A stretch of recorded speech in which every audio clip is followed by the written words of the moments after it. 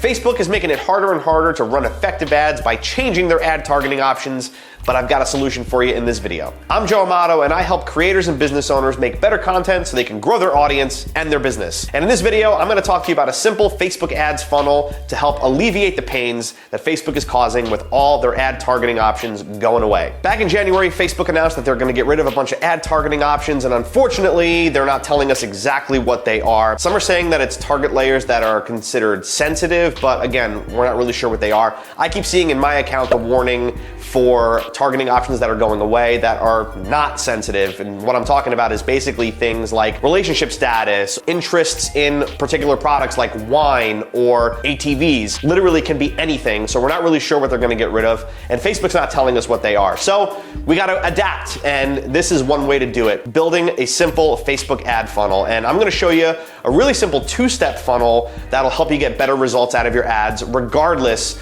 of what targeting options are going away. The first step in the funnel should be a video views campaign, and this is gonna rely on you making some video ads if you don't have them already. But what you're gonna need to do is create a very broad target. So geography, age, maybe some very high level interests that are not getting taken away. And you're gonna wanna run very short 15 to 30-second video ads to that very broad audience. The goal of this campaign is to try to find the people that are interested in what it is that you have to offer by retargeting those people in layer 2. And the way you're gonna do that is you're gonna create a custom audience of people that watched 15 seconds or more of those short video ads. From there, step 2 of the funnel is to create a retargeting campaign, generally with a traffic or conversions type of objective, and your audience is gonna be those people that watched the videos from that first campaign. That ad creative should also involve video, maybe an image as well, but those ads are gonna be really more call to action type ads. So you're gonna want people to visit your website, even to shop or to buy, or even just to learn more. You wanna get those people